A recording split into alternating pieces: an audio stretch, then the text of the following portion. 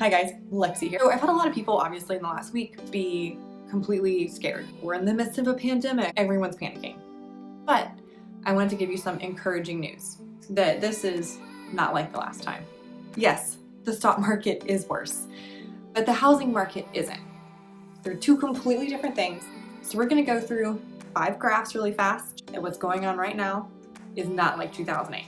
So first reason, mortgage standards are completely different than they were back then. 2, housing prices are not soaring out of control. 3, we don't have a surplus of homes on the market. 4, houses became way too expensive to buy. 5, people are equity rich, not tapped out. Mortgage standards is the availability and the ease of getting a mortgage. Like back in the day, they had these things called no income verifier loans, which I think you actually have to be crazy if you were to do this. I could go walk into a bank and be like, yo, I'm a manager at this company and I make $125,000 a year. Give me a house. The banks would go, okay.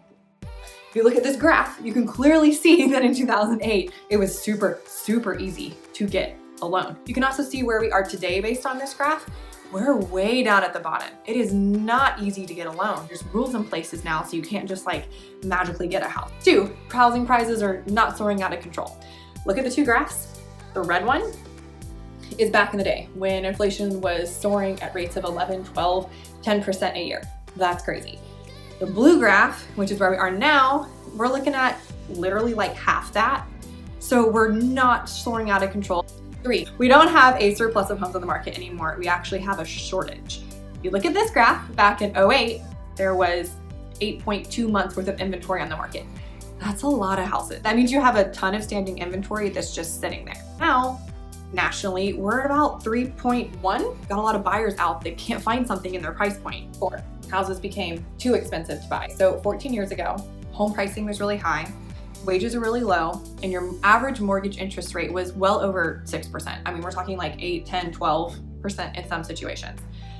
Now, prices are still high, but wages have gone up, and the interest rate is on average right now around 3.4%, which is literally like well over half of what it was 14 years ago. So if you look at this graph, you can see that the average percentage of your mortgage every month is less of your income than it was 14 years ago. 14 years ago, that percentage was around 25%. Now we're looking at a percentage of around 15%, which is really awesome. That's more money in your pocket. That makes you more financially stable. 5, the other big one. People are equity rich, not tapped out. Back in the day, it used to be like super, super trendy for you to immediately cash all that equity out of your house and go buy, I don't know, a really nice boat, a really nice car, whatever. People were using their houses like they were ATMs. So by total equity cash outs in their house, back in the day, Americans were in debt an additional $824 billion. That's a lot of money. People were just going crazy with this, and people got so upside down and so underwater on their houses that they just walked away from this, which is why we had so many foreclosures. However, there is hope, because if you look at the other side of that graph, for now, we're only $232 billion worth of cash out refis currently.